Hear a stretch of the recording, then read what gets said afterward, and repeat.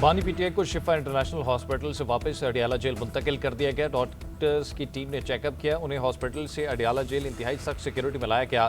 Jail जराये के मुताबिक बानी को उनके सेल में शिफ्ट कर दिया गया है। साबिक वज़ीर आज़म को निसफ शब को अडियाला जेल से शिफा इंटरनेशनल हॉस्पिटल मुंतकिल किया गया था।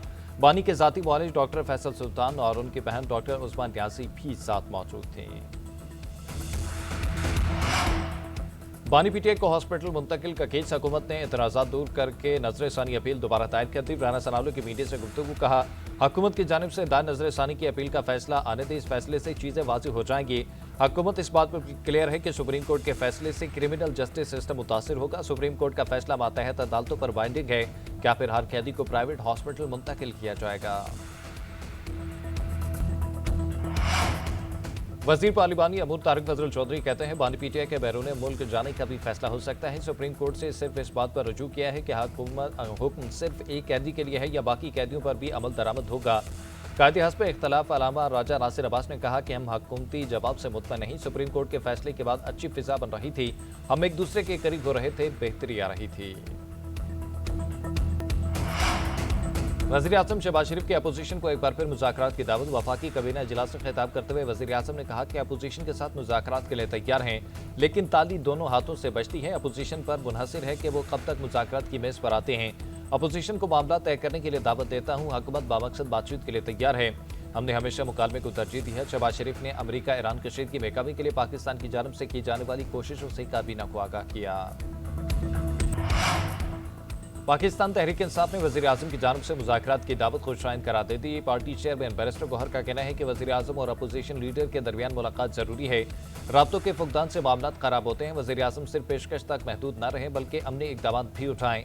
बानी पीटीआई से मुलाकातों और तिब्बी सहूलियात से मुतल्लिक़ मसाइल फौरी हल किए जाएं। पीपल्स पार्टी वफ्द की स्पीकर कौमी असम्बली से मुलाकात। अंदरूनी कहानी सामने आ गई। मुलाकात में इसाक डार और राना सनाउल्लाह भी शरीक थे।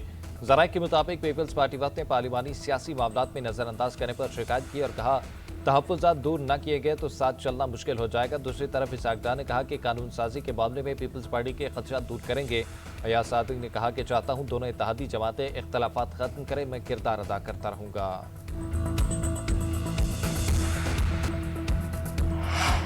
पेट्रोल और डीजल मज़ीद महंगे। हुकूमत का पेट्रोलियम मसनूआत की कीमतों में योमिया रद्दोबदल का नोटिफिकेशन जारी। पेट्रोल की कीमत में 27 पैसे इजाफा। नई कीमत 337 रुपये 78 पैसे फी लीटर हो गई। डीजल 1 रुपये 64 पैसे महंगा। फी लीटर कीमत 364 रुपये 70 पैसे का मिलेगा। नोटिफिकेशन जारी। नई कीमतों का इतलाक 21 अगस्त के लिए किया गया है। अमरीकी नायब सदर जेडी वेंस का कहना है कि आपदा हुर्मुज़ में ईरान की अजारादारी खत्म कर दी। ईरान के लिए अहम तरीन तेल गुजरगाह को हथियार के तौर पर इस्तेमाल करने का वक्त खत्म हो गया। आपदा हुर्मुज़ से तवानाई की तरसील का रास्ता महफूज बनाना होगा। मुआशी दबाव ईरान को माहदी की तरफ आने पर मजबूर कर देगा। हमारा मकसद ईरान को जोहरी तनसीबात दोबारा तामीर करने से रोकना है। ईरान को फैसला करना होगा मईशत दबाव में रखनी है या मगरब से बेहतर ताल्लुकात। ईरानी वज़ीर ख़ारजा अब्बास अराग़ची का कहना है कि अमरीका इक़्तिसादी दहशतगर्दी आलमी मईशत के लिए खतरा है। पासदारान इनकलाब ने अमरीका को खबरदार करते हुए कहा कि जंग दोबारा शुरू हुई तो ज़्यादा तबाहकुन हथियार इस्तेमाल करेंगे। ईरानी पार्लियामेंट की कौमी सलामती और ख़ारजा पॉलिसी कमेटी के चेयरमैन इब्राहिम अजीज़ी ने अमरीका को सख्त वार्निंग देते हुए कहा कि हम आपकी हर नकलो हरकत पर नजर रखे हुए हैं।